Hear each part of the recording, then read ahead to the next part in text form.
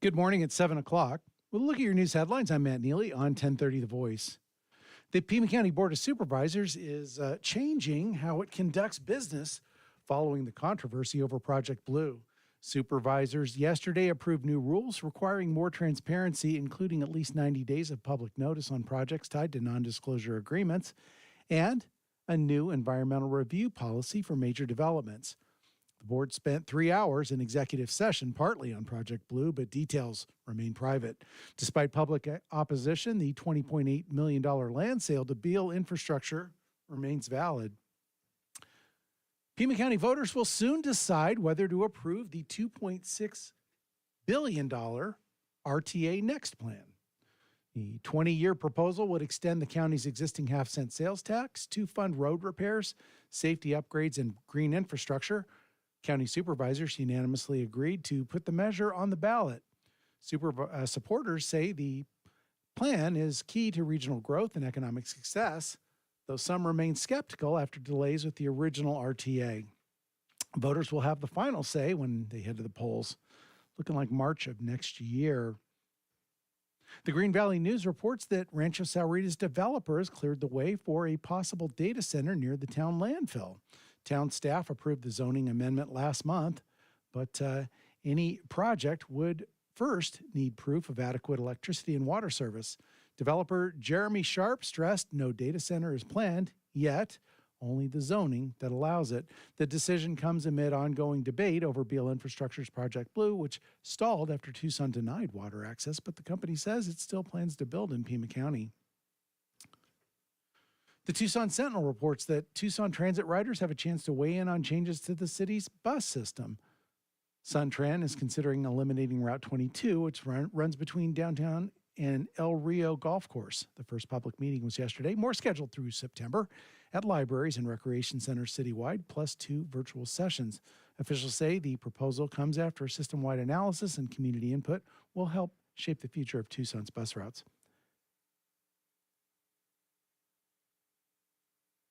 And the city of Tucson has opened a public comment period on the renaming of Joaquin Murrieta Park at 1400 North Silver Bell Road to Salomon Baldenegro Park. Baldenegro, who grew up in Barrio Hollywood, was a community organizer credited with helping create the El Rio Neighborhood Center. Feedback can be submitted online or by mail to Tucson Parks and Recreation. The comment period runs through October 17th. Tucson weather, sunny, a few clouds today on our way to a high of 98 degrees, 30% chance of thunderstorms, overnight low 72. Rain chances in our modest, weak sauce monsoon, looking to get a kick start from Tropical Storm Lorena on Thursday, tomorrow and Friday. Tomorrow, a high of 91 and a 50% chance of storms, which will carry over into Friday with a high of only 86 degrees, gradually drying out this weekend and daytime highs headed back to that dreaded century mark by early next work week. It's 73 degrees under clear skies. It's time for the Morning Voice Wednesday, Food for Thought with Grant Krueger.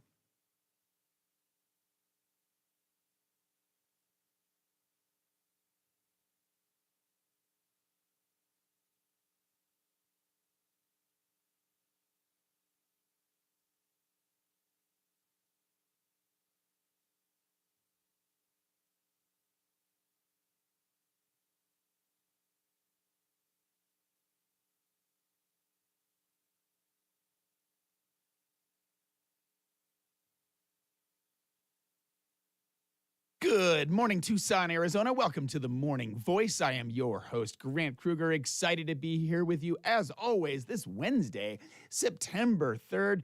Matt, there's a whole lot going on in the city of Tucson this week, and it's looking like we're going to get some serious rain, huh? Well, if Lorena makes the cutoff at the Pacific Ocean and heads this way like it's supposed to, yes. You know, I pause a lot when I think about these tropical storms and their effect on Tucson's weather over here, because as you may or may not know, I had a restaurant for many years in San Carlos, Sonora, Mexico, before we opened up Union Public House. And we had a pretty good thing going on there in San Carlos until one of these tropical storms, and this was September 3rd and 4th, 2009, Hurricane Jimena ripped through San Carlos before making its way to drop a lot of rain in Tucson and absolutely decimated our business and our home. The average annual rainfall in San Carlos is actually a little less than what we get in Tucson over here. They say somewhere between like 3 and 15 inches a year, but let's call it 8 to 9 inches a year. Okay. When this particular tropical storm, which wasn't even a hurricane, right? This tropical storm Jimena made its way into the Sea of Cortez. It parked there in the middle of the Sea of Cortez for about 36 hours, picking up that moisture from the 90-degree water and that hot, humid air. And we got over 43 inches of rain in 36 hours, right? 43 inches of rain. So basically 4.5 times our annual rainfall in just a little more than a day. And of course, the washes and things in San Carlos flooded out. It destroyed my self-storage business. It wrecked our home. I mean, people died in this storm, right? There were over 200,000 homes damaged to a point where people couldn't live in them anymore in Mexico in general, between Baja California, Norte, Sur, and of course, Sonora.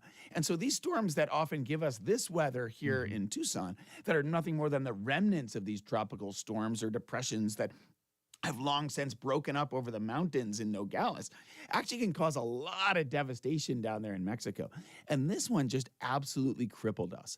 However, I do think that this was a real pivotal point in my life where when we got kicked that hard in the ground, we were able to pick ourselves up off the mat and wipe the blood off our chin and rebuild our lives. It's kind of how I ended up here in Tucson. If it wasn't for that particular tropical storm, we probably wouldn't have Union Public House or Reforma or Proof, the restaurants in St. Philip's Plaza, the Maverick. All of these things came from, quite frankly, one of the most devastating experiences I've had in my entire life. Like, from the ashes rose up our businesses here because we were able to adapt, to pivot, and I hate that word sort of post-COVID, but we were able to really find a way to overcome what was a real big tragedy in our lives at that particular time. And so I always reflect upon that right around September 3rd and 4th, because for me, it's been 16 years now since that storm. And for us, it was a real pivotal point in our lives, and I'm just really blessed to be here and excited to be here with you guys this morning after such a devastating experience.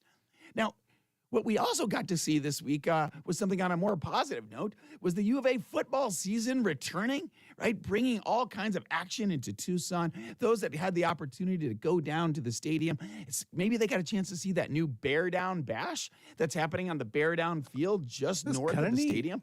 Yeah, it was great. Drew Cooper was playing over there. They've got a full concert schedule.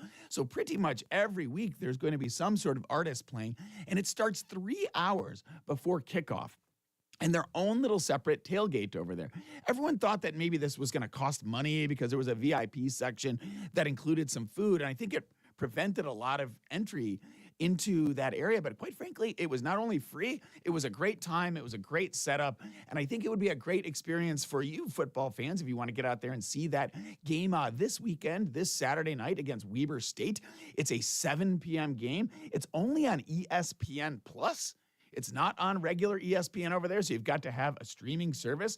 So this might be a good opportunity to not watch that game at home and either go to your local sports bar or perhaps go down to the stadium and check out that Bear Down Bash over there. DJ Jason Arizman is playing this week. Gigi and the Glow is playing in the next week on that Kansas State game on Friday. And on Saturday, October 4th, they're going to have Roger Klein and the Peacemakers. Oh, my goodness. This is a free concert. Yeah. This is pretty awesome. I mean, we were doing events with Roger Klein a couple years ago at the Rito Downs that were like big money tickets, big charity event. Thousands of people draw to this, and it's going to be free. It's going to be a rocker. So very, very cool opportunity. Get out there and support your local University of Arizona Wildcats. As football season starts off, we're seeing a lot of action in the restaurant business for fantasy drafts. This is like a whole new category. This did not exist a decade ago in my career. There are people that now book private rooms and private areas and set up their draft boards and use the Yahoo platform or these ESPN platforms for the fantasy drafts. And this is a thing in the restaurant business now. We had 3 fantasy drafts alone on Monday out there, and I thought that was pretty funny. Now, we're not going to talk fantasy football over here on this show, but I was thinking one day Matt and I could do a whole show on a fantasy draft of perhaps, like, say, local politicians over here. We could take the Board of Supervisors and the, say, mayor and city council, draft our own fantasy politician teams over here for the Morning Boys. I'm here for it. I am here for that. I feel like this could be a whole great show. We're going to have to talk so. about that and do our own fantasy draft, I think, at some point for local Tucson politicians. This sounds like a rockin' good Yeah, time. it does. We were out this weekend and we happened to see a movie over at a Roadhouse over at the old Crossroads, Grant and Swan. And we saw a bunch of guys sitting around a table in the bar there, in the front where you walk in, And they all had their laptops, and I said, that's got to be a fantasy football thing. I don't know if you know this, but our own Ted Maxwell was part of one of the very first fantasy football leagues ever in the country. Like his involvement is in the early 80s, but the league itself dates back to I think he said 78. Oh my goodness. Yes. Were they like writing their picks on papyrus over here and then getting the results like 4 weeks later after somebody did the math on their abacus? I'm guessing there may have been some Olympia beer or Falstaff or hams consumed at those early ones, but it was he said it was probably Coors because it was originated in Colorado Springs. So that was kind of a neat little factoid from General Maxwell earlier. Oh, actually, that was last week we talked about that. So I think he's off to the draft. Might have been last weekend or this coming weekend. Oh, it's got to be this week because the games actually start tomorrow, Matt. So you got to get those fantasy picks in over there. And for those sports establishments that have something like the NFL ticket right now, you know how much the NFL ticket cost for Union Public House? I'm gonna get. Is it in the 5 figures? Yes. Yes. So I'll guess 10,000. Yeah. Just to get the ball rolling. So to get something like this for your house it's around $400, right? Like $379 for an amateur subscription. But for a bar the size of the Union Public House or the Maverick, it's about $19,000 a year. Yeah. Well, because you can probably sell a lot of beer and jalapeno poppers and whatever else people consume while they're watching football. Without a doubt. It's over $1,000 per Sunday when you think about there being 17 regular season games. And that ticket really is only good for the morning games, right? That 10 or 11 o'clock start when you've got 10 or 11 games going on, 9, 10 games going on simultaneously. The afternoon normally only has about 3, and you're going to get one on CBS and one on Fox anyway. Yep. So the ticket's adding a little incremental value, but it's really for that morning game slot over there that brings all the value. Stock up on celery and Worcestershire sauce. Without a doubt. Without a doubt.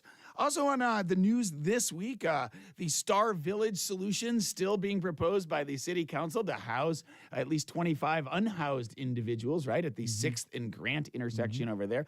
This makes absolutely no sense. I feel terrible for the residents in that particular area. I'm not normally a not in my backyard kind of person, but quite frankly, I could see why this would be upsetting in somebody's backyard to have a midtown homeless encampment built in a neighborhood that you didn't see this one coming.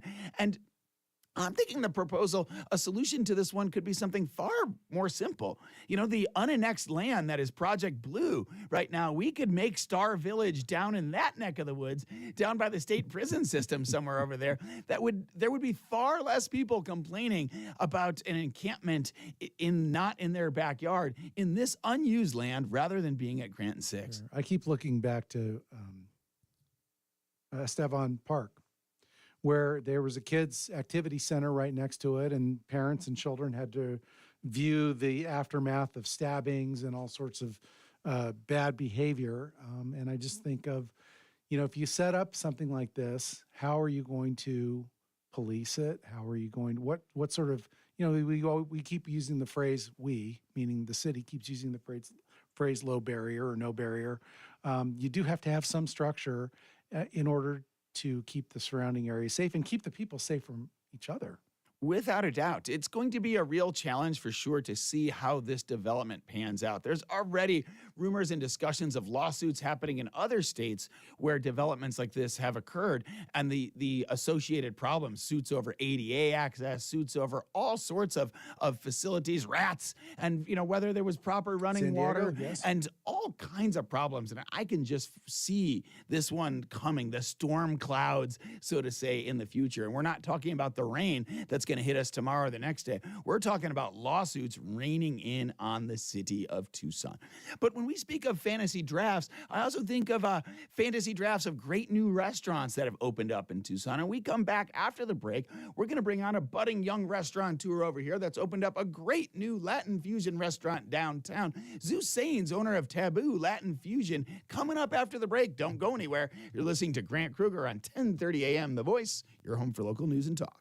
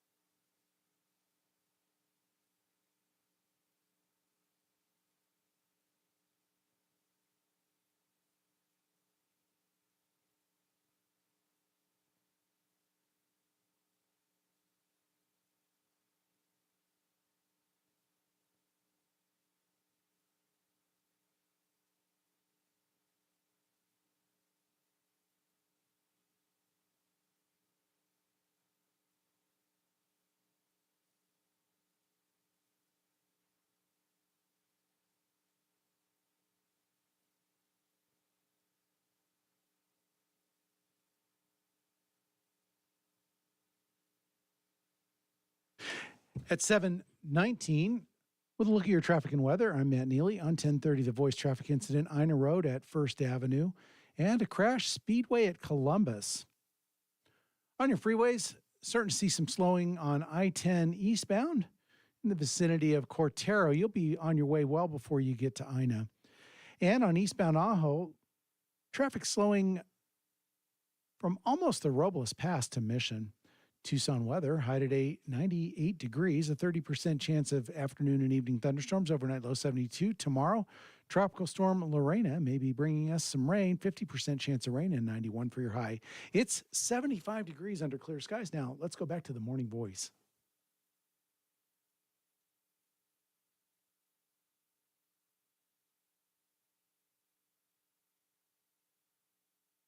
Welcome back to the Morning Voice. I am your host, Grant Krueger. You know I'm a big fan of local restaurants and local entrepreneurs, business people going out there and taking that risk, often putting their life savings on the line to bring you a delicious meal or a great happy hour special.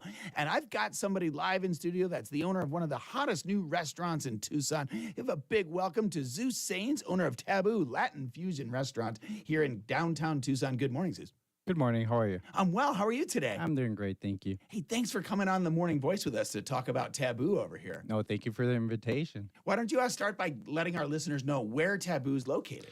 Well, Tabu is located downtown, right in front of what used to be Sandrock. The address is 128 East Congress. Okay, and that was, if I remember correctly, a former Gus Taylor location, right? Correct. And so you guys did a transformative remodel on that space. Yeah, we have to do pretty much everything. Plumbing, AC, bathrooms, everything. So let's talk about that for a moment, right? Do we discuss how expensive it is regularly on the show to build a kitchen? Because just about every restaurant guest we have over here comes in and says, oh my gosh, I really underestimated the cost of the hoods and the grease trap and all the stainless steel equipment. Like, how bad was it to go in and take an old building downtown and turn it into something that was not a restaurant into Tabu? It was pretty bad. We didn't think it was going to take that much money. Good thing Rio Nuevo did help us with a little bit of on grants and stuff like that, so that helped us. But it was pretty hard. What kind of dollars roughly went into a remodel like that? Let's say 1.5.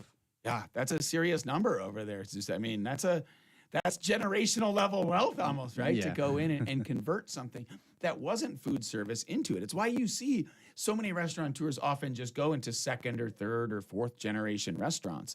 And people say, well, why do you take a space where a restaurant has failed before? Is that space cursed?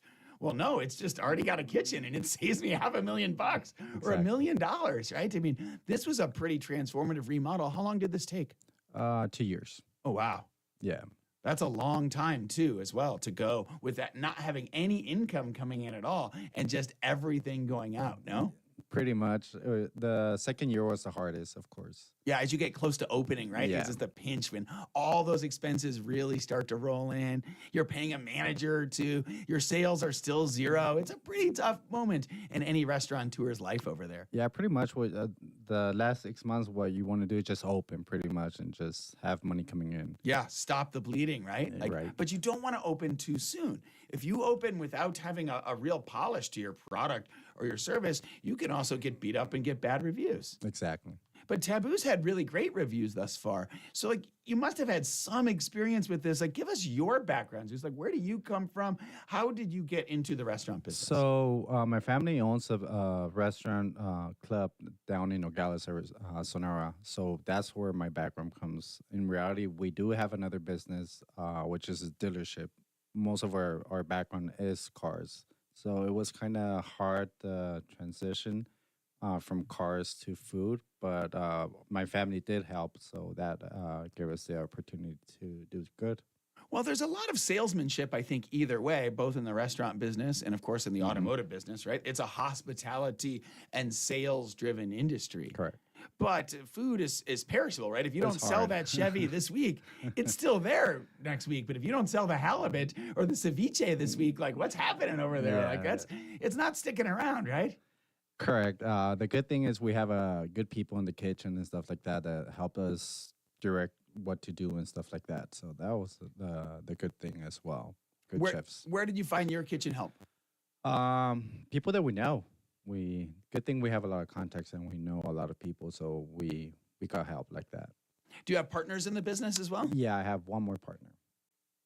And so how does it feel now 2 years or so into it? Like, when did we open over here in Tabu? Well, we've been open for 3 years. Three? Well, it's been 3 years already since.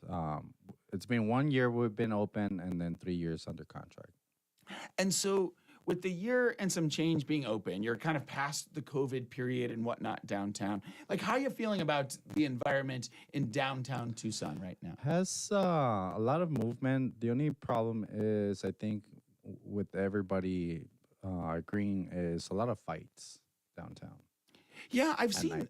we've seen that as a continuous problem as well too. And my understanding and working with Rio Nuevo as well too is that a number of the establishments are working on sharing these ID checking softwares and scanners that can sort of flag people as well too, that have a memory to them, like a shared database. And I believe that Chelis and Highwire and Cobra and a couple others are now participating in this. Have they reached out to you about that yet? No, because we bring a different age group, so we don't see that much. But I mean, we see it outside, not inside of our establishment. So that's a good thing about us. We don't bring the young crowd. We bring more as an older, um, 30 and up, which they're not that kind of crowd. Understood, but it can still happen too. I mean, we Yeah, of get it even course. in St. Philip's Plaza every once in a while. Somebody can have, a few too many adult beverages and get Yeah. a little spicy over there.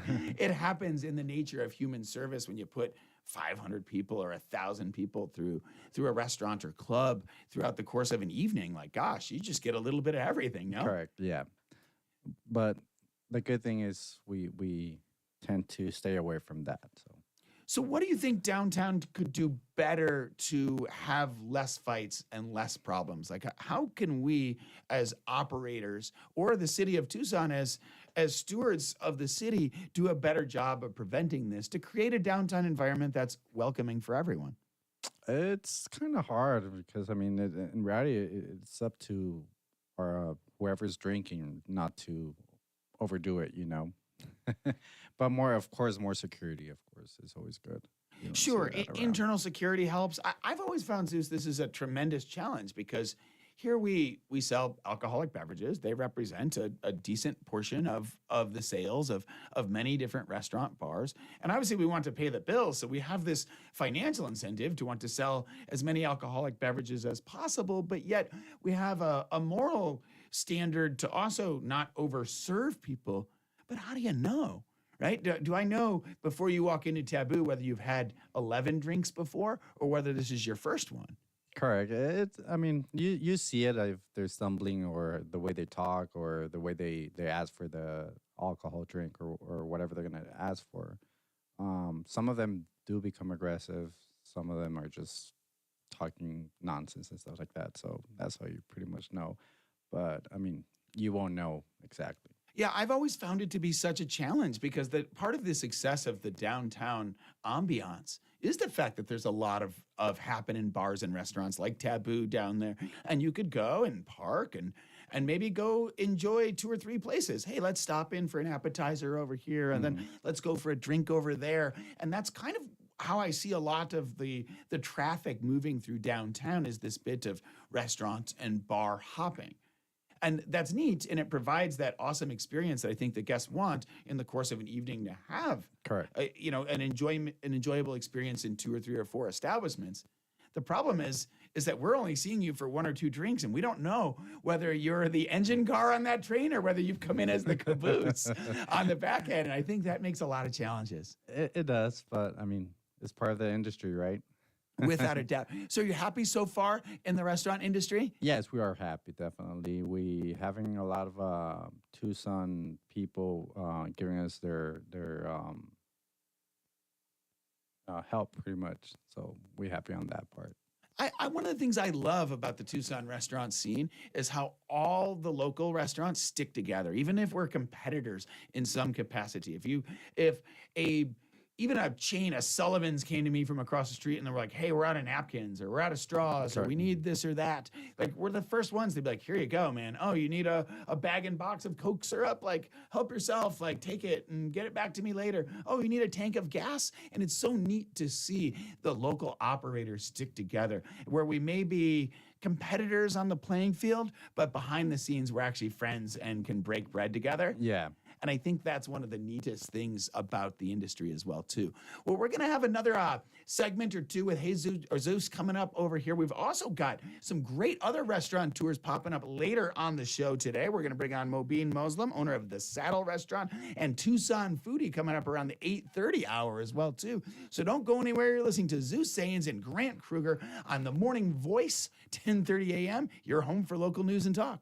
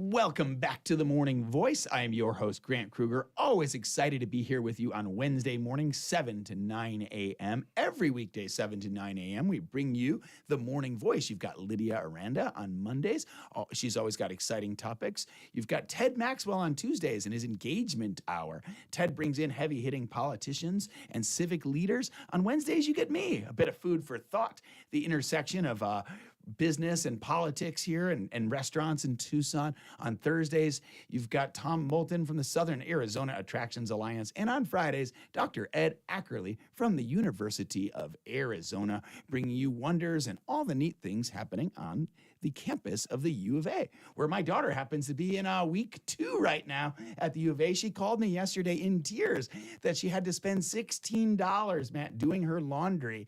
And although I felt bad for the tears, I actually was like, you know what? It's amazing to see that it doesn't just self-fold and end up in your drawers like this, that there's actually some work behind this. And we've attached a monetary value to the process. So that's good. Yes, life lessons everywhere at the University of Arizona, and Ed Ackerley is bringing you wonders like that. And I have certainly enjoyed the wonders thus far with my daughter in the dorms at the University of Arizona. But we're joined again in studio by Zeus Sainz. He's the owner of Tabu Latin Fusion Restaurant on Congress downtown. Welcome back, Zeus. Thank you.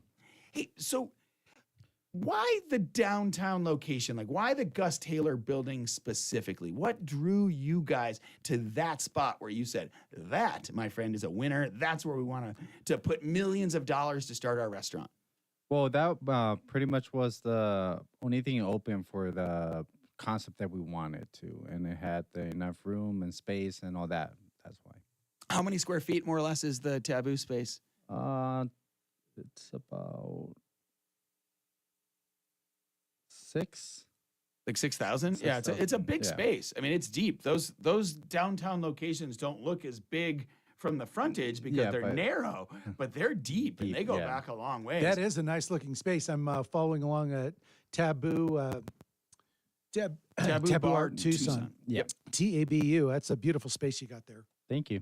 Yeah, it's really great. And this is one of the hottest restaurants downtown right now, too, Matt. You go on weekends and this place is popping off over there right now. And that's a really great thing because you don't see that success always come from people that don't necessarily start with a big background in restaurants. But you had some family help there from Nogales. Your family owns a dealership in Nogales specifically, or here in Tucson as well? The dealership is here in Tucson. The name is Top Gear Auto on Prince and Flowing Wills. Okay, very cool. And the restaurant is in Nogales. Got it. Okay, that makes sense. Yeah. So a really interesting combination of the car and restaurant business. I'm trying to think of racking my brain if I can think of any other restaurant. There was Hot Rods out in Vail. There was Hot Rods out in Vail, but that one was like really connected to like a garage where they were like working on it. Like right. That sort of Cerveza's like automotive theme where you know the napkins were actually shop rags like put together in a napkin ring and whatnot. Like this is a little different.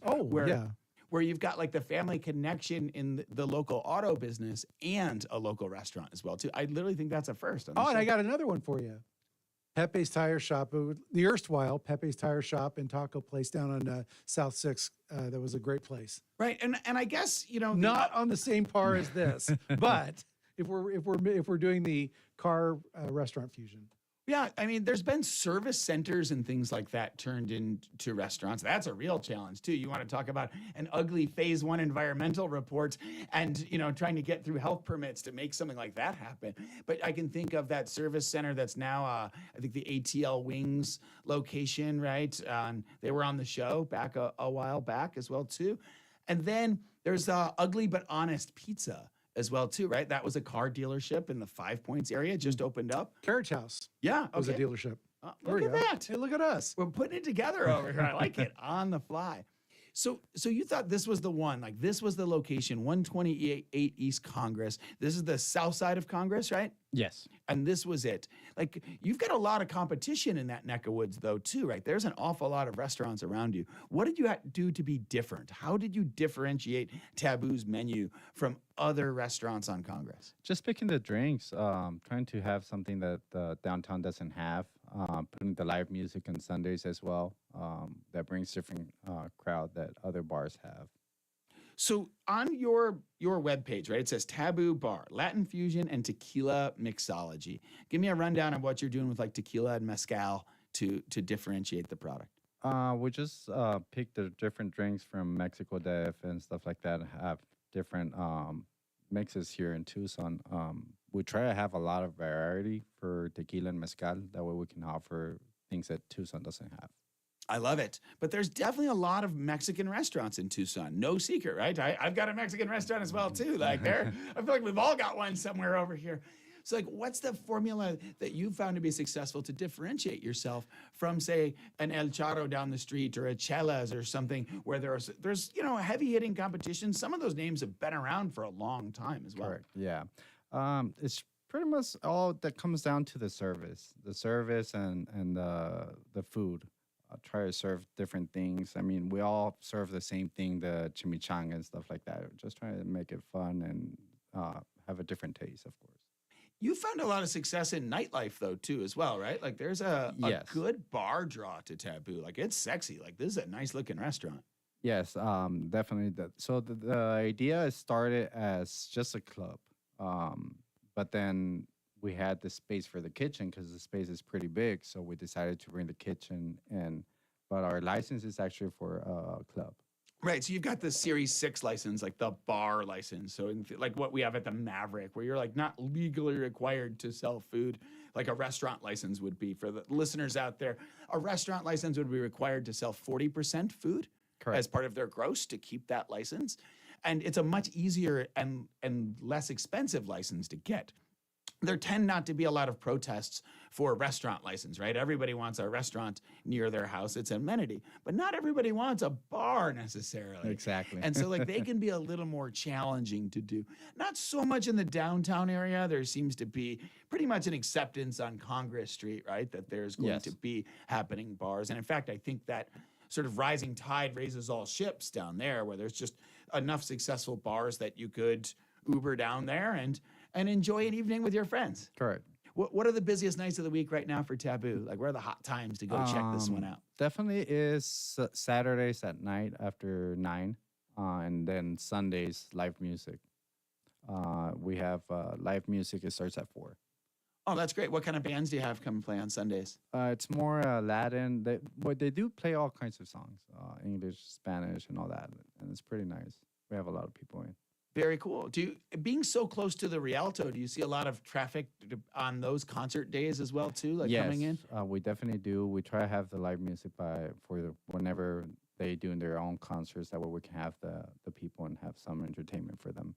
Yeah, I've always felt like that Rialto was such a great draw downtown because you get a different demographic group every time they do a show, right? It's Correct. 1,100, 1,200 people, and one day it could be bluegrass, and the next day it could be rock and español, and the next day it could be death metal or something. Right. And like you just get such a varied crowd with that live music that I think it brings a lot of people to downtown. Also the Fox Theater and Tucson Convention Center.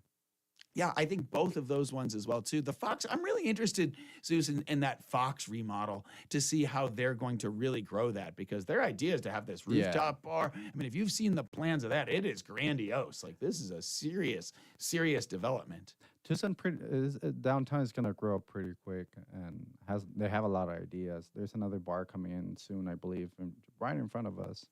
It's also a Mexican place, I believe. Yeah? Which location is that one? Right by Sandrock. Well, where Sandrock used to be. Ah, okay. I had heard that they might be trying to go country there as well, too. Not sure. Trying to get the hot gossip over here Right. from Zeus Sainz, owner of Tabu Restaurant, their Latin fusion and tequila mixology over here. Certainly downtown has been a hot spot, but it's come really with a lot of help from Rio Nuevo, right? Rio Nuevo is a tax increment financing group that's helped fund sales tax creating businesses downtown. Without getting into the exact numbers, can you talk about some of the help that Rio Nuevo has provided to you guys and to other restaurants to help make them possible? Well, at first, besides the grant they gave us and all that, they started making their own meetings there and stuff like that. So that helped us a lot, and they introduced us to the right people as well. That's fantastic. It's great to have an incubator group like this go out and help restaurants and create businesses in areas like that Gus Taylor building that quite frankly were empty. Like, how long was that building That empty was before you guys came in there? at least 20 years. Yeah, 20 years, guys. Like, that's a couple decades of this business not being rented, not creating tax, not creating employees. How many staff members do you have at Tabu right now? We have about 20. Okay. Yeah, think about like all those jobs that wouldn't exist and all that sales tax that hadn't existed out of that building in literally 2 decades. So it's pretty amazing to see that redevelopment and all these great new businesses like this pop up. Why don't we take a quick break over here and get a word in from some of our great sponsors? And we're going to have one more segment with Zeus Sainz, owner of Tabu Restaurant in downtown Tucson. Don't go anywhere. You're listening to Zeus and Grant on 10:30 a.m., The Morning Voice.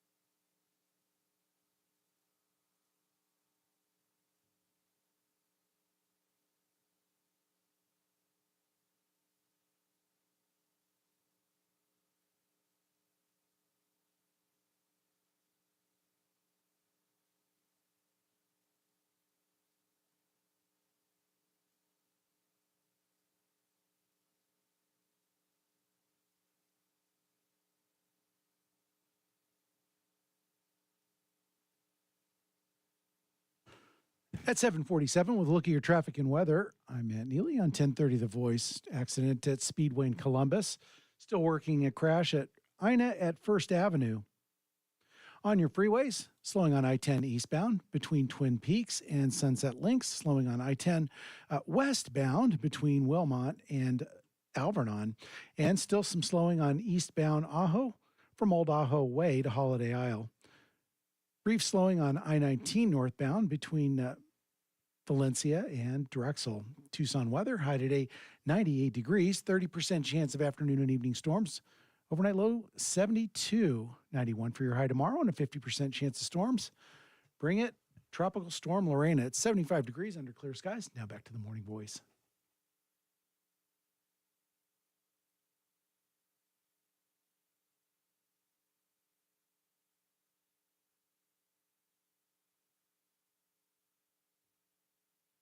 Welcome back to the Morning Voice. I've got one final segment with Zeus Sainz. He's the owner of Tabu Restaurant, Latin Fusion, and Tequila Mixology. They're located at 128 East Congress downtown. Welcome back, Zeus. Thank you. Hey, so we were talking about downtown economic development before the break and Rio Nuevo helping out new restaurants. There's some other things coming up down the street pretty soon too, right? This Johnny Gibson's remodel in some capacity. The Yes. guys from Highwire are putting in some pretty big bucks into that space as well too, no? Yes. So what do you know about that? Any hot gossip for us? Not really. I haven't heard much. Oh, I'm trying to get the tea over here in trying, Tucson, right? as they say, to get the latest gossip of what's happening over there. I'd love to see that one redeveloped, as it was so neat to have a market downtown for a while, and such a disappointment to see that one not make it and not come to fruition. And then, of course, as well too, to see the Starbucks pop up on the Chicago music store space. I really feel like that is just such a beautiful, cool space that really deserved to also have a great local restaurant like a Tabu popping Yeah. in there as well too, rather than just a Starbucks pickup. But you know, it's a wish list. It's tough to Yeah. do. I mean, not everyone's capacitated to just come out and put 7 figures into a restaurant like that. That's a big risk. Correct. I agree to it. So how's it going so far for you guys? It's going good. Summer hit us, but it wasn't that bad like we thought. What would you do differently now, like a couple years into this experience? Like if you knew what you know today, what would you do differently? Probably bring more live entertainment, something different that town doesn't have. I get it. We do a lot of live entertainment in St. Philip's Plaza and at the Maverick, because I personally feel, and this is opinion hat here that I'm wearing, I personally feel that that experiential part is something you can't order from Uber Eats or Grubhub or Postmates or DoorDash, right? You have to come in and Exactly. experience that. And we need, and you, I would assume, probably need to in Tabu, you need people to come in probably far more than you need a to-go order to come out the door, right? Agree. Right? Like that's where you sell beverages, alcoholic and non-alcoholic, and those are big margins in the restaurant business. I agree. So where do you and your family like to go out then? If you got a date night out here somewhere, like give me a local restaurant that One of my favorites is Local on Broadway and Alvernon, and then the other another one is Parish. oh yeah, the Parish does a great Yeah. job. You know, I was really disappointed that the Parish closed down that Delta space. Yeah. In the former Llanos over there. Mhm. You know, it was neat. It was edgy. It was really just a downtown Parish in a rebrand. And they've been so successful up at the Parish. And to I see know. that one not work downtown was pretty heartbreaking. Mm-hmm. I don't believe anybody's gone into that space yet either. huh? No, not yet. What do you think There's it was? Why did they not make it, do you think, in your mind? Because that's a pretty well-heeled, well-successful restaurant I team think there. it was their concept. It wasn't the same as the Parish over there on Orange Grove. Do you think it should have just been the Parish 2? I believe so. Downtown Parish, urban Parish. Yeah. It would have made it. Maybe, you know, you may not be wrong in some capacity. It's always tough in Tucson because we worry that we're not big enough to support 5 or 6 or 7 of the same store, right? When you look at an Oso brewery or a Vig or something like that in Phoenix, they just stamp them out. And here's my Gilbert one, and here's my Chandler one, Yeah. and here's my Scottsdale one. But can we do that in Tucson? Like, is there enough of Tucson to go around to support, you know, this same restaurant stamped out 4, 5, 6, 7 times? I believe so. Yes. I mean, you see it, like, I guess, in some cases on the Mexican front, right? There are charros Yeah. that exist all over town, right? There's an east side charro, a northwest side charro. There's a downtown charro. There's a charro chica. I always tease with Ray that one day there's gonna be a charro burguesa or something around here, you know? But so it can be done, but it's not an easy thing to do in a smaller market like Tucson, because you worry that your store Well, is, or that it's cannibalizing your other one as well too. If you put it As too well. close, too similar, or all you're doing is taking your clients from the east side and now they're just going to your central location, but you didn't create any new business. You're just splitting your clients between the two. And I've always found that to be a real challenge as well too. Mm-hmm. Do you guys think you would do a second restaurant? Any talk in the Sainz family over here about Tabu 2 or, you know, a different location somewhere? We have talked about it, but we're not ready yet. Where do you think you'd go if like suddenly you felt ready and like Tabu is packed and crushing it and the cash registers are humming and you're like, I would do a second restaurant in Tucson? Where would you park it?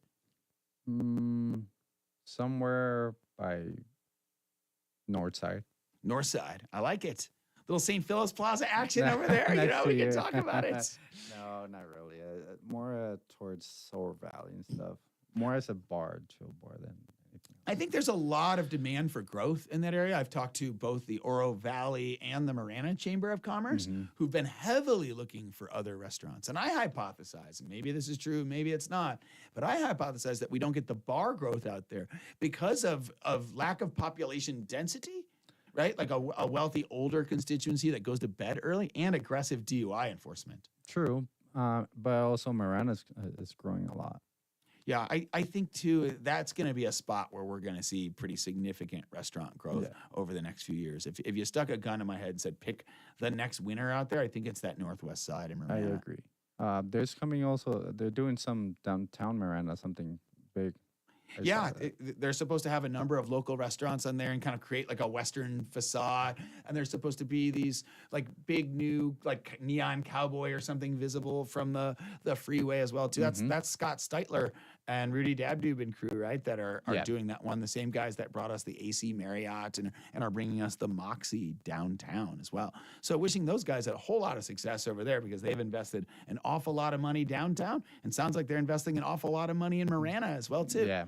Well, we've only got a minute and some change left in this segment. Why don't you break down for our listeners one more time, Zeus, about where they can find and interact with Tabu Restaurant? We're located in Tabu, 128 East Congress Street, downtown, right next to Starbucks. And your website? TabuTucson.com. And Instagram as well, too? Are you on any other social media? That's Yeah. TABU. Yes. TABU, Yeah, so we're all- yes.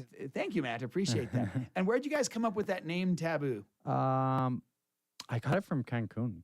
Yeah? Was there like a cool bar down there Yeah. somewhere that had that? It's And just written TABOO. so you took the OO, turned it into a U? Yeah.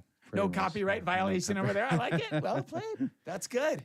That's great. Well, listeners, go out there and check out Tabu. If you've got a hankering for a downtown It's a spot to beautiful go check space. out. We're going to go and check it out. I just perusing the website. It's We hope beautiful. to see you there. Yeah, there's a lot of really great, like old school buildings that have been refurbished into sexy restaurant and nightclubs, like what you did over there, Zeus. So I salute you. I congratulate you on your success thus far, and really appreciate you just coming out and spending part of your Wednesday with us here on the Morning Voice. Thank you. Thank you. And listeners, don't go anywhere. We've got a whole nother hour of Morning Voice coming up after the break. We're going to bring in Mobeen Moslem, owner of the Saddle Restaurant. Him and his executive chef are going to call in. And on the second half of the hour, we're going to have Tucson foodie Shane Reiser talking about Sonoran Restaurant Week. Don't go anywhere. Lots more food talk coming up after the break. You're listening to Grant Krueger on the Morning Voice, 10:30 a.m., your home for local news and talk.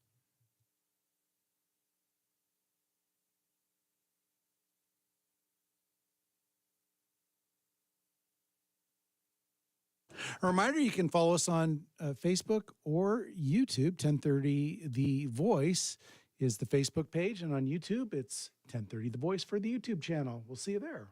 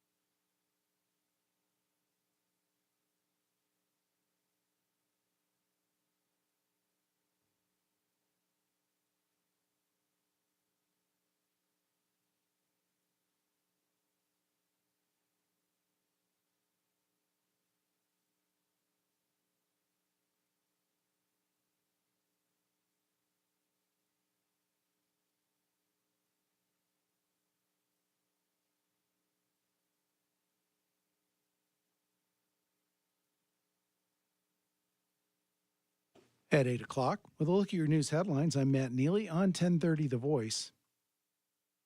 The Pima County Board of Supervisors is changing how it conducts business following the controversy over Project Blue. Supervisors yesterday approved new rules requiring more transparency, including at least 90 days public notice on projects tied to non-disclosure agreements and a new environmental review policy for major developments. The board spent 3 hours in executive session, partly on Project Blue, but those details remain private. Despite public opposition, the $20.8 million land sale to Beale Infrastructure remains valid. Pima County voters will soon decide whether to approve the $2.6 billion RTA Next plan. The 20-year proposal would extend the county's existing half-cent sales tax to fund road repairs, safety upgrades, and green infrastructure. County supervisors unanimously agreed to put the measure on the ballot. Supporters say the plan is key to regional growth and economic success, though some remain skeptical after delays with the original RTA. Voters will have the final say when they head to the polls. The Green Valley News reports that Rancho Sahuarita's developer has cleared the way for possible data center near the town landfill. Town staff approved the zoning amendment last month, but any project would first need proof of adequate electricity and water service.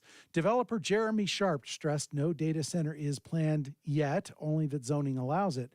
The decision comes amid ongoing debate over Beale Infrastructure's Project Blue, which stalled after Tucson denied water access, but the company says it still plans to build in Pima County. The Tucson Sentinel reports the Tucson Transit riders will have a chance to weigh in on changes to the city's bus system. SunTran is considering eliminating Route 22, which runs between downtown and El Rio Golf Course. The first public meeting was yesterday, but more are scheduled throughout September at libraries and recreation centers citywide, plus 2 virtual sessions. Officials say the proposal comes after a system-wide analysis and community input will help shape the future of Tucson's bus routes.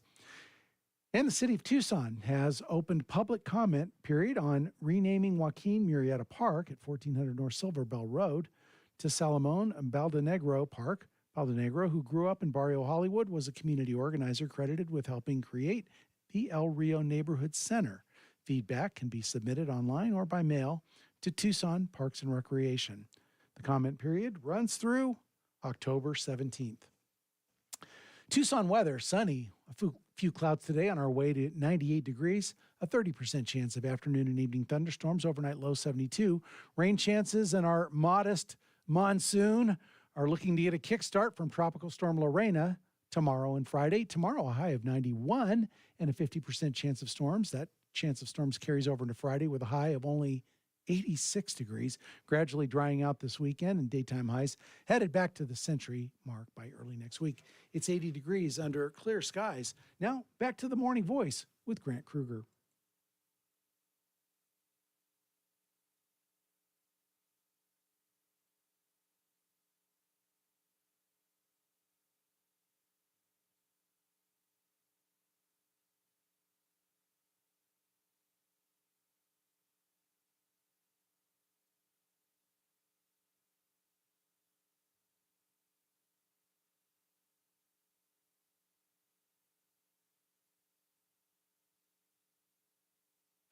Welcome back to the Morning Voice for Hour 2. I'm your host, Grant Krueger. We're always bringing you great live business and restaurant talk over here for your morning drive, and I certainly appreciate you taking time out of your Wednesday morning to spend with me. This happens to be one of the slower weeks in the restaurant business of the entire year. I would venture to say that yesterday is the Tuesday after Labor Day might actually be the slowest restaurant day in Tucson of the entire calendar year.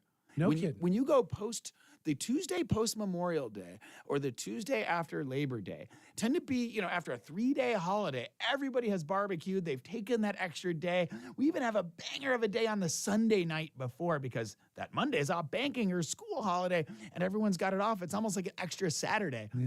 But by the time you get to that Tuesday, rather than being like an extra Saturday, it's almost like an extra Monday. So it's this lull after everything gets going because of the students back in town. Oh, yeah. September has historically been the slowest restaurant month of the entire calendar year for us, and pretty much all 15 years that we've been open at Union Hospitality Group. But I do say that this is a great time of year to open a restaurant, right? You come at the absolute slowest time. If you could time it and get your restaurant open like literally yesterday on like the slowest day of the entire year, it's a perfect start for you. You want a slow start. You want a soft opening, and you could get 4 to 6 weeks to kind of get your act together before, say, that second week of October when things do get a little spicy.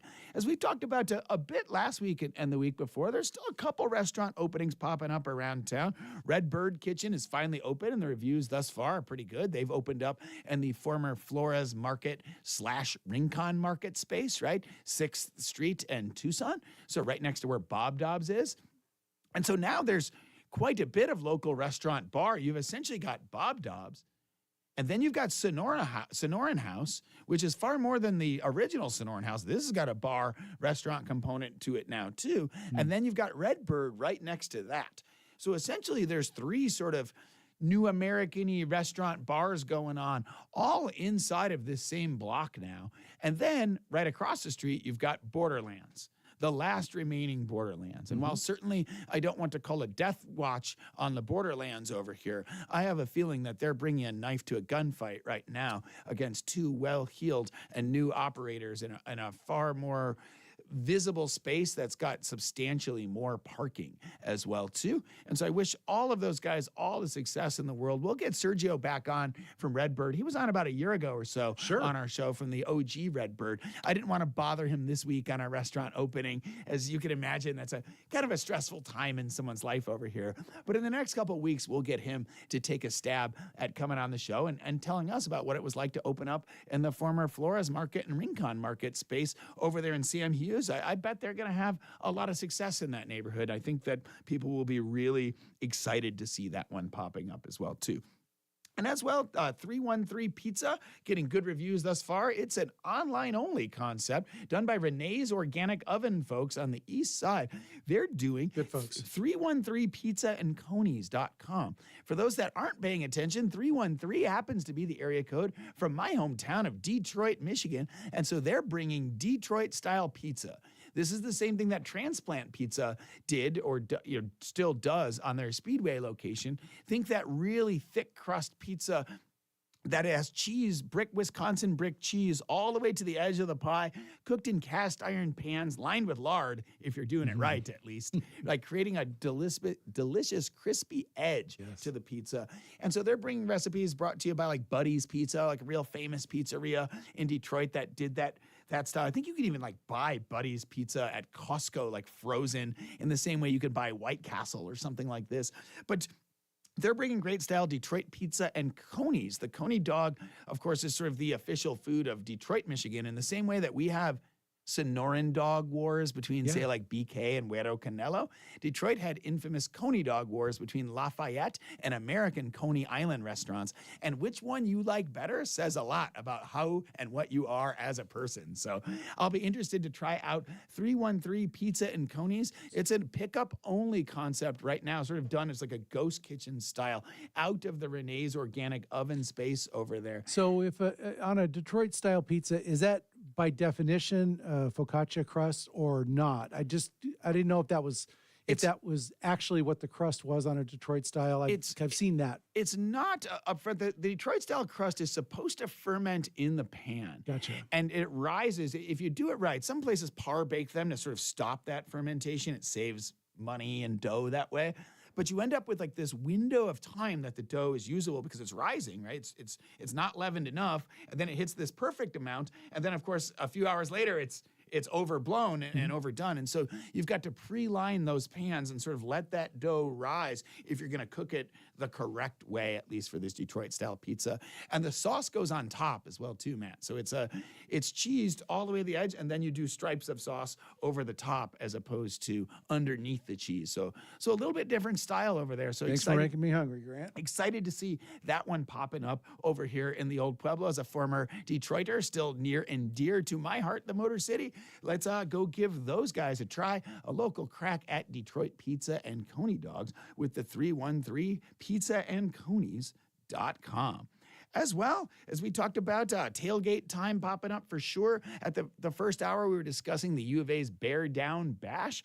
It's going to be catered, of course, by the C. Charo restaurants. And there's local bands playing pretty much every home tailgate at that Bear Down field. So do go check those out. That's something we're really looking for a lot of support for at the U of A as we start to develop a new and different tailgate culture and ways to get the public's interest in the football program as well too. Of course, one of the ways to get the public's interest in the football program is to win football games. I'm no expert at this over here, but I'm going to suggest that winning I'm but games, a humble restaurateur, but bringing a winning product on the field often brings a winning product in the cash registers as well in some capacity. We've got Weber State coming into town this week. There's not even a spread on that particular game, Matt, because I think them being an FCS school, which is the lower league of college sports, that right now they haven't even put a spread on the board, but I'm guessing we're going to be 30-plus point favorites. This is a team that got whipped at the end of last season 27-6 by NAU and their division. So just to put that one into context, this should be a healthy win for our program.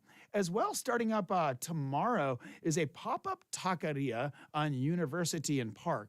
I wouldn't normally bring up just a small pop-up taqueria over here in our show, but this one is El Califa de Leon, and this was a Michelin-starred taqueria out of Mexico City that's essentially got a food tour going on where they're doing these taco pop-ups in different cities, bringing their Michelin-starred tacos. And they were the first sort of, taqueria to get a God-honest Michelin star, which is, kind of the highest honor, of course, that can be bestowed upon a restaurant. Michelin, of course, was a French company. They also created tires. And the story goes that Michelin stars came from the Michelin company's desire to create tourist points of interest, mapping out restaurants in France so that people would use up their tires more quickly, traveling between all these recommended restaurants. Keen's demand stimulation model. Correct. I like it. So if you wish to put some wear and tear on your tires, you could make your way down to University Boulevard starting tomorrow. And for the next 10 days, Califa de Leon is going to be located in that corner location right on Park and University southwest corner. It had most previously been a Greek restaurant for a number of years. And so think like right on that southwest corner of Park and University, they're having a pop-up and you can get yourself Michelin-starred tacos for the next 10 days at Park and University. And so that one may be worth a look to go see if the hype is worth it or not over there. But this is a famous Mexico City taqueria that's sort of doing a big public nationwide tour, and they're popping up all over the country. Well, you to keep bring us their in the fare. know on this stuff, Grant. I'm Goodness. trying to get the hot gossip over here. I was trying to get it out of Zeus Man. over there as well too. I'm always looking. You were looking for line dancing downtown. That's what you were looking for. Well, we want to see Two-step. what's happening Yeah. down there. If someone's going to bring a little urban cowboy action and compete with the Maverick. Again, the space to do Western has to look the part. It's got to feel the part. I don't think you can just take a regular old sports bar and turn it country. Like a lot of places have tried, right? They play the music, they put on a music video, have the employees dress up in flannels and cowboy hats or something for one day of the week. But I don't think it works that way. I think that in that level of business, you've got to be the part all the time, to be authentic, to be real country. And it's one of the reasons we just don't see that downtown yet, is there just isn't a location that looks and feels as country as it needs to be to really make that one happen yet. But we're going to bring on, speaking of university and Michelin-starred food and all the delicious things you can get down by campus, when we come back after the break, I'm going to bring on Mobeen Moslem and Justin Stewart. They're the owner and executive chef of the Saddle Restaurant on University. They've recently rebranded their restaurant bar that was known as Bourbon Bent into the Saddle and are going to bring us some awesome Western flair and Western food over here as well, too. So don't go anywhere. A fascinating conversation with the owner of the Saddle Restaurant coming up right after the break.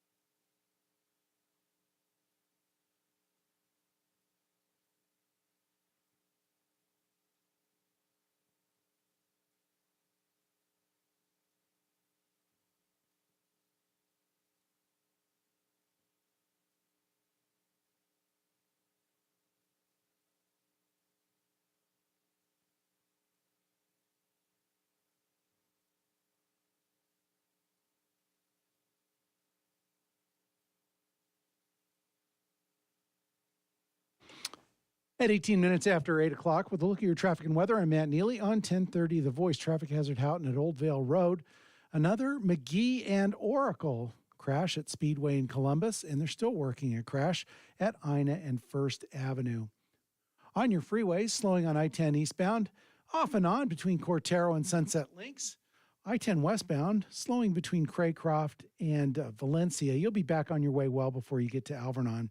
And still some slowing eastbound Ajo between Old Ajo Way and Holiday Isle. Tucson weather, high today 98 degrees, 30% chance of afternoon and evening storms, overnight low 72, 91 for your high tomorrow. And Tropical Storm Lorena is going to bring us a 50% chance of rain. 79 degrees under clear skies. Now back to the Morning Voice.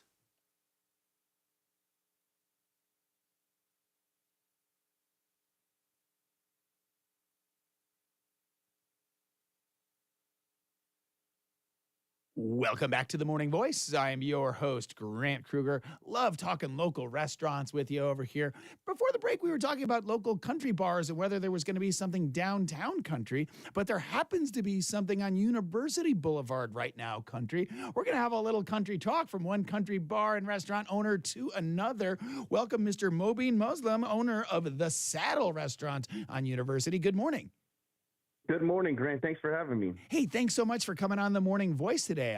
I bet you guys are pretty excited for the students to be returning down there on University, no?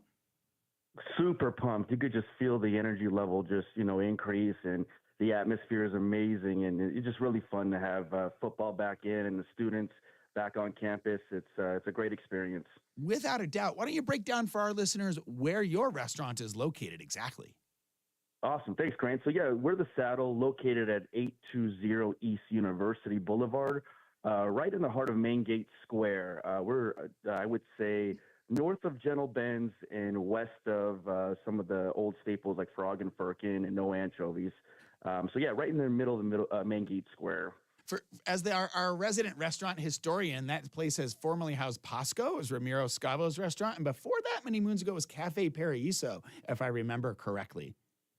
That is correct. It's we still get people that come in and ask about Ramiro and Pasco, and I believe even years before that, it may have been a local coffee establishment too, and some people ask about that also. It's a very cool building. It's a historic building, and so yeah, it's got a lot of history to it. Yeah, those buildings have a lot of character down there, right? Owned by the Marshall Foundation. It was originally a hotel, if I remember correctly, too, right? At some point, it was like the Geronimo Hotel. That's correct. Yeah, and it's you can see there was a bunch of villas around that was used for the hotels, and it's really cool. Sometimes it gives us some obstacles because there's not a lot you can do with historic buildings, but still a lot of great history behind it. Without a doubt. Well, you've done a pretty transformative change to that particular restaurant space over there, both as Bourbon Bent as your previous operation, and now as the Saddle too. Break down the Saddle concept for me a bit. Yeah, so the Saddle is a modern country concept where I really wanted that Southern charm to meet that college town energy. And the mission there is just to make it a space that's welcoming for locals, students, even travelers if you're just looking to get some great food, strong drinks, and some unforgettable nights. And so we have a little bit of everything, but the main focus right now is our food and then awesome game day atmospheres. We even have a karaoke night for some of the students to come down and sing their hearts out. So really cool atmosphere that we built there with the Saddle. Without a doubt. Now, there's only 7 home games, I think, this year as well, too. And I know those days are really popping over there. What do you do to drive the energy on the non-game days? Because that's another 358 days of the year. Yeah, that's a great question. So we focus on many things throughout the week. It starts with Thursday nights. We love to do our karaoke.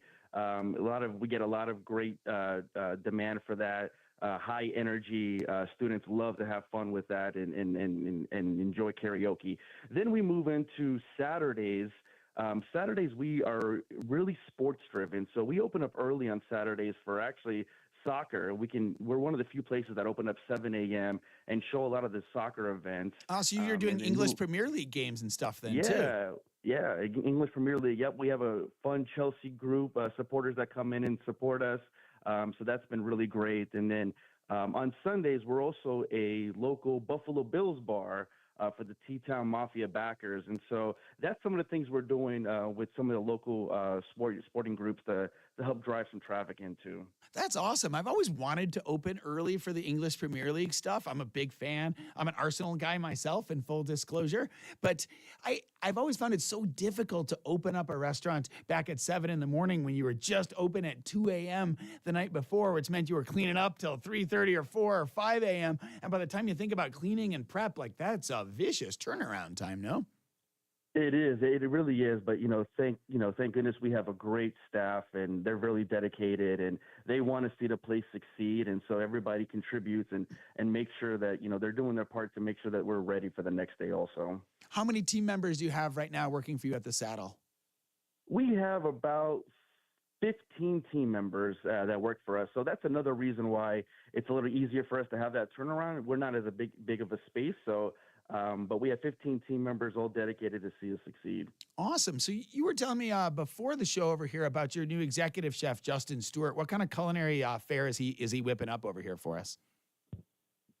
Justin is an amazing chef. He's very experienced. And what he's done with the Saddle, he's brought his vision where he's created an elevated, fresh Southwest cuisine. And, our features are around flame grilled meats. We have a lot of handcrafted sauces, some fresh salads, loaded burgers. Man, the jalapeno popper burger is by far my favorite.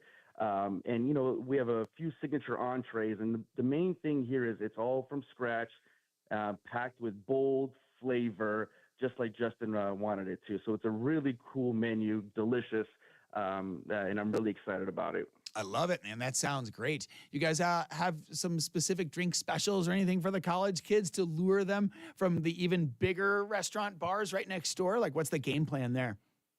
Yeah, so we have a couple things there. We serve a lot of our cocktails in boots. So we have boot-shaped containers that will carry our boots, and we have a couple of signature drinks that go in there, and the students love that also. And then another thing that sets us apart from everybody else, we also have a wheel that the locals love to spin, and to help them determine what drink or what experience they're going to take part in. It could be putting on a funny party animal hat. It could be riding a saddle. So different things like that to add to the experience also. I love it. That sounds like a really great time over there at the Saddle. Where'd you come up with that name?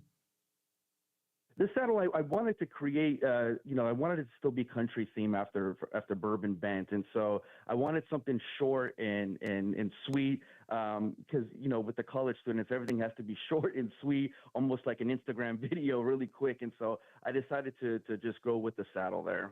I love it. I think it's descriptive and works. There is a Silver Saddle Steakhouse. You're going to have to work to differentiate yourself from the silver.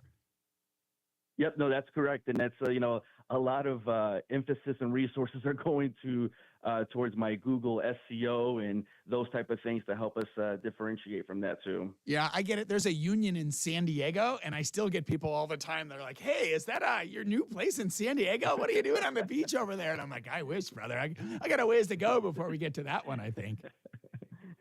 Yeah, it's a struggle that I know we're going to deal with, an obstacle, but we'll be ready for it also. I love it. So how's the vibe down there on University right now, like with this first week and a half of students being back? It was amazing.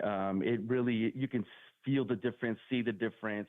There's an excitement on the block. And it's really cool. All of us, restaurant owners on the university, we collaborate together to try to make an experience for all the students, whether it's through our bar crawls or just offering specials for all of them to come out and have a great time. So it's really fun. I love it. We just had at the first hour Zeus, Sainz, the owner of Tabu restaurant, and we were talking about how all the restaurateurs, even though we may do battle on the business playing field outside of that, we're actually like all friends and like root for each other over here. And that's coming from one country bar and restaurant owner to another.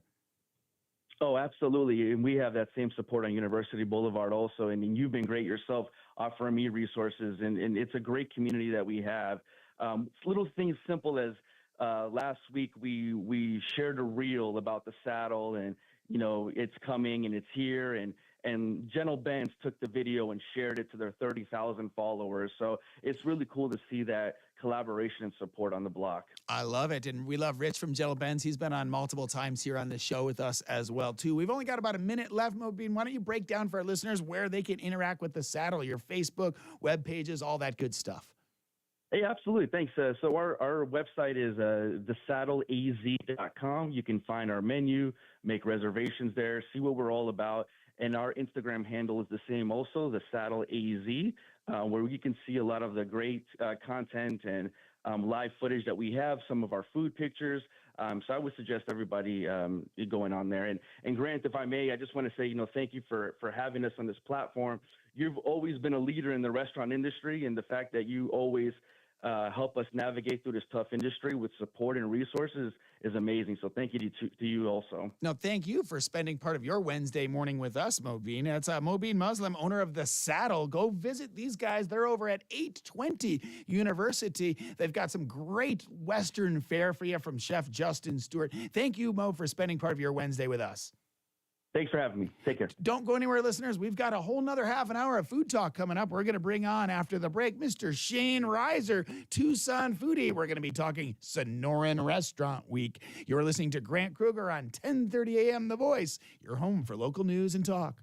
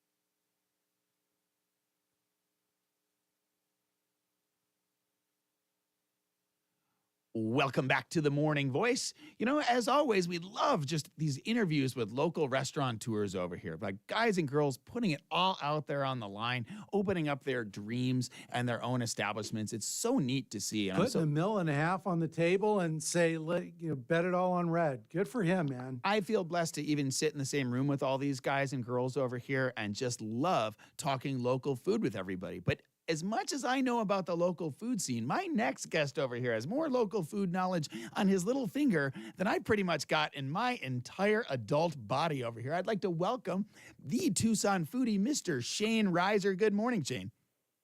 Good morning. Hey, thanks so much for taking part of your Wednesday to come on the Morning Voice with me.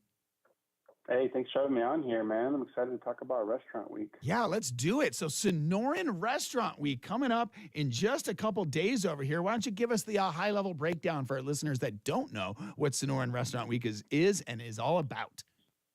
It's my favorite time of year. Every big city deserves a Restaurant Week, and Tucson's got one, and we run it. It's just an awesome opportunity to explore locally owned restaurants. So it starts on Friday. It runs for 10 days. So we've got this weekend and all week and next weekend. And there's over 120 restaurants participating. And what these restaurants do is they put together a fixed price menu for you that shows off the best of what they have to offer. And they do it at a discount, at least 20%. Some restaurants go above and beyond that. So you've got 120 restaurants all around Tucson, north, east, south, etc., offering great deals. And all you have to do is walk in and say, can I get the Sonoran Restaurant Week menu? And you're going to get a 3, 4, 5-course meal. And it's going to be delicious, and it's going to be at a discount. So the whole idea is to just give locals and visitors an opportunity to explore new restaurants, because a lot of people get stuck in that same routine of their favorite 3, 4, 5 restaurants. So this is a chance to get out, try all the amazing restaurants that Tucson has to offer, which is a ton, like you always say in your show. And it comes at a time when restaurants need some extra love. September is a bit of a slow month for restaurants. So this is a big economic boon for Tucson, and it helps Tucson restaurants get through a tough season. Without a doubt. Before the break, we were talking, and maybe you heard or not, but we were just saying how September is essentially the slowest month of the entire calendar year for the Tucson restaurant scene. And that's surprising to a lot of people, right? Especially when we just talked to some of the guys that were downtown and on University, that you would think, well, the students have returned. Why is it that September is so slow? Well, the snowbirds aren't back yet. They're starting to trickle in, but a lot of them haven't returned. It's still hot. Oh, yeah, I would agree. And, students, I don't know if you, I'm surprised that students don't do this, but they don't get out a whole lot. They kind of go down 4th Avenue, Congress, stuff with the Sun Link, stuff that's walkable or a short distance from the university. So the restaurants down on University Avenue, they're feeling a lot better now that the students are back, but all the restaurants everywhere else are still struggling quite a bit. So no, without a doubt. One other fault I always bring up, even though I help promote it all the time, is the University of Arizona itself, because in September we have so many home football games, often on Saturdays. And Saturdays are our busiest day of the week. You might do a third or 40, even 45% of your weekly sales on Saturday alone. There's a very inequitable distribution in terms of when people show up. And so when you take a home football game, a big, awesome party like the university is throwing, and bless them for doing it, I enjoy those things too. You're taking 60, 70,000 of some of the wealthier, more influential Tucsonans and putting them not inside of Tucson's local restaurant scene. Yeah, that's a good point. I never thought about it that way. Yeah, you're right, man. Yeah, all those things add up to really make September quite a challenge. And the patio weather as well, too, Shane, doesn't quite get good until October. It's about that second week of October that suddenly you're like, okay, like now we can sit outside. Let's go have brunch on a patio. Like September brunch on a patio, tropical storms aside, can still be pretty spicy outside. That can be pretty toasty. Yeah, you're totally right. Yeah, and all the restaurant owners I talk to, they're still holding their breath. Oh, yeah. We're going to get through summer. Yep. We're going to get there. Thank God there's Restaurant Week, and thank God October's coming. Yeah, I really salute you guys for putting together the Sonoran Restaurant Week, because on a statewide level, there's an Arizona Restaurant Week run by the Arizona Restaurant Association, and I work and support, of course, that group. But they've kind of always left Tucson on the back burner, and you've never seen a lot of Tucson support, advertisement, or just in general energy on Arizona Restaurant Week. And you've taken Sonoran Restaurant Week and run with it. I mean, 120 restaurants is impressive. Well, thank you, Grant. I think Tucson deserves its own week. So where can customers interact with Sonoran Restaurant Week? Where do you go find more information about this right now? Well, you can go to TucsonFoodie.com, and there's a banner at the very top of every page. You can click on that. It'll take you to SonoranRestaurantWeek.com, where we've got a list of all the restaurants, all the menus they're offering. You can search. You can filter by price point. You can filter by cuisine type. You can filter by breakfast, lunch, dinner. And there's a map as well. So you can I love this explore interactive map you have here on your website. If you go to, it's SonoranRestaurantWeek.com or Tucson Foodie in the link for Sonoran Restaurant Week. And there's literally an interactive map where you can see the location of all 120 places that are participating right now in Sonoran Restaurant Week and map out your next 10 days. That's right. And you know about the special dinners that we're doing as well? Let's talk about that. Break it down for our listeners. Well, we did this last year, so this is the second year we're doing it, and it was really popular. But last year was an experiment.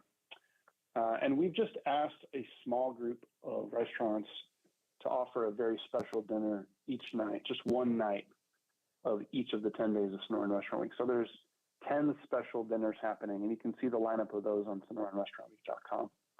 And we let restaurants do whatever we want. So these are a little higher priced dinners, but they're creative, come with drink pairings.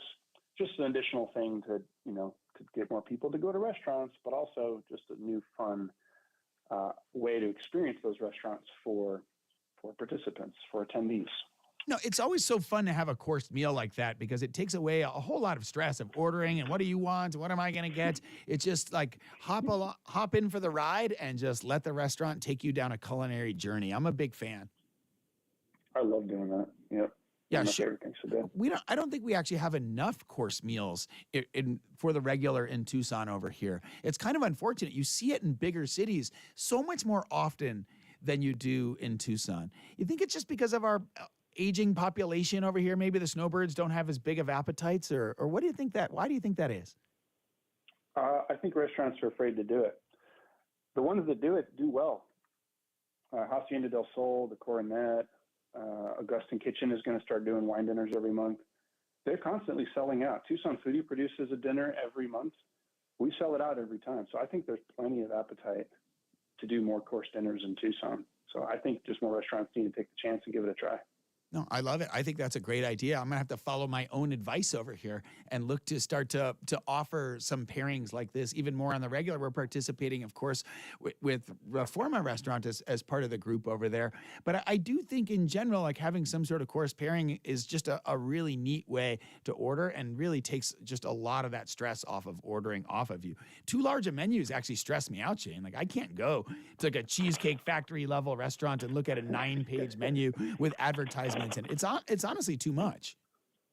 Yeah, no, that I always have a breath of exhale when I go to a restaurant. It's like a one-page, maybe 10, 20 items. Oh, thank God. And if there's ever like just a chef's tasting or something, I'm usually like, great, just give me that because I want to experience this restaurant. Whatever the chef's, excited about right now, just give me that so I can experience this restaurant. I don't have to make any decisions. Hey, speaking of chef tastings, what do you know about this Michelin-starred taqueria popping up on University over here? Matt and I were talking about that before the break, this Califa de Leon pop-up. I don't know too much about it. They did reach out for help promoting, and I'm starting to learn more about it. But, yeah, these are the only Michelin-star rated tacos apparently in the world. At least that's what their email to me said. So right. I'm going to go try them. Yeah, it sounds like they're going to be popping up here for 10 days in a row on University. And that's kind of an interesting landing spot for Michelin-starred food, not taking anything away from University dining, of course. But you've got to imagine they're going to be on the higher price points, right? Oh, I don't know about that. I mean, they aren't just tacos. How expensive can tacos get? I guess they can get famous last words. Yeah, maybe we'll find out soon enough. Huh? We'll find out. I'm going to expect a Tucson foodie write-up or article about this one for sure. You guys always do such a great job at Tucson Foodie. How do you get all this hot gossip over here? I'm always trying to pull it out of the restaurant tours. Where do you get the tips? Well, we've been around for 10 years. So a lot of restaurants reach out to us when they have news, but then we've got 20 or 30 freelance writers out there that they find out about stuff and they send us tips. We also get tips from readers. Did you know that over a third of the population reads our website every month? Yeah, that's amazing. So we get tips from readers emailed to us and Instagrammed to us. And then our chief editor, Jackie Tran, he's a chef himself. He's got his pulse, or he's got his finger on the pulse of the culinary scene here. And he also just does research. He's always looking at restaurant Facebook pages. He's looking at liquor license applications. He's looking at commercial real estate filings. So we find out about stuff all the time. Yeah, those are some of my tips over there. I get them from like the liquor license apps and the real estate closings and lease information, because obviously that's going to tell the tale. Almost everybody wants to sell booze in some capacity if you can. And those applications have to be filed many months in advance. Mm-hmm. And that's how a lot of restaurants make most of their money. Without a doubt. You got time to stick around for one more short segment with me? We got to take a quick break and hear from some local sponsors. Yes, sir. I'll be here. Love it. All right, we're going to have one more segment with the Tucson foodie, Mr. Shane Reiser, coming up after the break, after a word for some great local sponsors.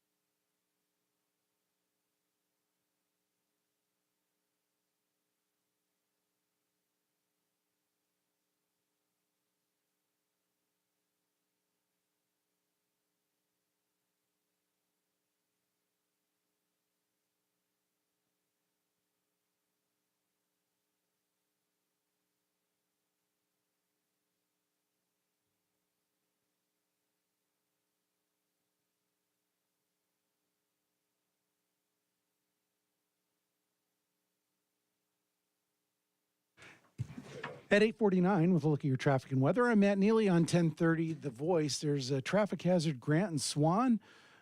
Along Swan, there's another traffic incident, Swan and Sunrise. An issue at Houghton and Old Vale, and a traffic hazard, McGee at Oracle. Be aware of a crash on the left shoulder, I-10 eastbound near Valencia. On your freeway, slowing on I-10 westbound between Valencia and Alvernon. On I-10 eastbound, slowing between Cortero and Sunset Links. Tucson weather, high today 98 degrees, 20%, 30% chance of rain. Overnight low 72, 91 for your high tomorrow, and a 50% chance of showers. It's 82 degrees under clear skies. Wind Tucson coming up right around the corner. China Watch Wednesday. Now let's go back to the Morning Voice.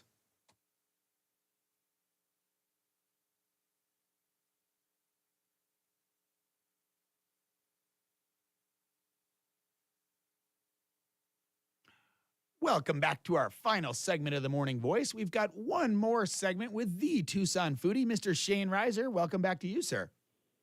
Hello. Hey, thanks again for spending part of your Wednesday with us.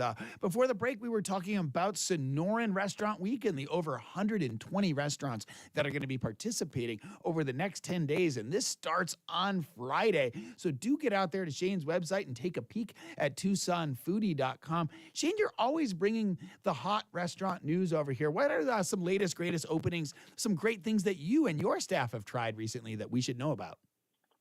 Oh, man. Have you been to Sunshine Wine yet? No, I'm familiar with Sunshine Wine. I talked about it about 2.5 months ago on the show, and I haven't had a chance to make it. They're on Broadway on the Sunshine Mile, right? And I want to say Highland area, like Broadway and Highland, Broadway and Park. Yeah, in a little adobe house. It's a really adorable place. And a lot of people think it's more focused on wine, which, there is a huge focus on wine, but their food is amazing. So I go there to eat. It's my new, favorite upscale spot. Ooh, nice. Sunshine Wine. That's a neat little tip over there from Tucson Foodie, Mr. Shane Reiser. That's awesome. Any other hot tips on some new great places we should know about? Well, Redbird's about to open in the old Rincon Market, or what Flora's Market Run used to be. That place right next to it where the market used to be is now Sonoran House, which is Sonoran's House second location. But Sonoran House in their first location is just a coffee shop. But they have huge plans in there. They have a dedicated chef in there. They just opened their food menu. It's a tapas restaurant. And then they took over that August Roads. Right, the bakery market kind of thing. Yeah, they took over that space too. So you can now walk back into that space. And it's not open yet, but that's going to be a speakeasy and it's going to be a pizza spot. Oh, wild. So that whole building is being kind of rethought. And then Redbird, which is a very successful restaurant more on the north side or up in the foothills, is opening in that bigger space where Flora's Market Run used to be. We just posted some sneak peek photos on TucsonFoodie.com. You can see of the new restaurant. They renovated it, put some beautiful murals in there, all new seating. It looks great. Love it. I'm really excited for those concepts to open up. I think that neighborhood over there in Sam Hughes and Blenman Elm is absolutely dying to have a winner and something a little more upscale than perhaps Bob Dobbs. And I like Bob Dobbs, don't get me wrong. There's a place in the market for that one over there, but something like one notch up the ladder over there in terms of classiness.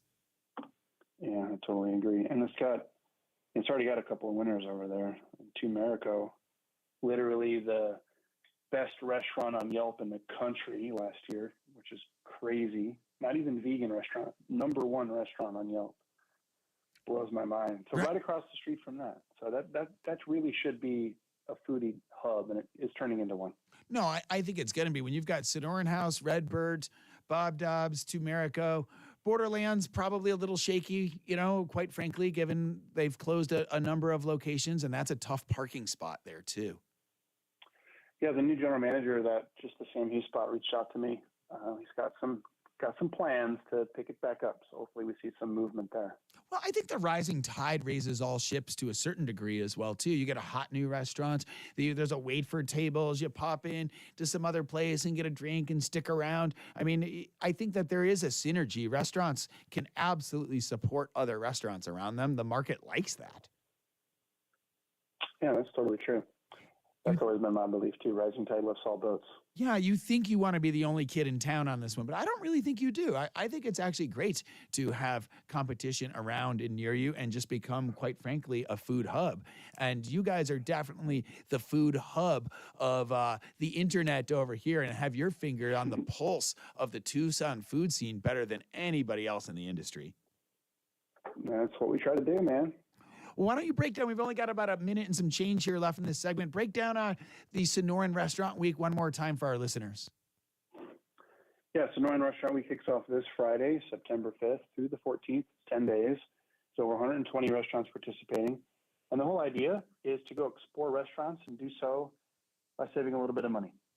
So if you go to sonoranrestaurantweek.com, you can browse all the restaurants. You can see who's offering lunch, breakfast, dinner. You can see the different cuisines and the price points, and you can plan your whole week. And every menu that every restaurant's offering is about a 20 or more % discount off. So it's a great opportunity to support local and explore restaurants. I love it. Get out there and support your local restaurants over here in the month of September. It is, in the sage advice from our Tucson foodie, Mr. Shane Reiser over here, the slowest restaurant month of the entire year. So if you can get out there and support, that is a great thing. Shane, thank you for spending part of your Wednesday with us here on The Morning Voice. Thank you, Grant. And listeners, thank you for spending part of your day with us, too. It's been a great show. We had a great opportunity to talk to a number of local restaurateurs. We had Shane Reiser, Tucson foodie on. Stay dry out there in that rain. Looks like we could be having some tropical storms on the horizon. Lorena. And remember, when life gives you lemons, sometimes you got to turn them into limoncello. Thanks for listening and have a great day.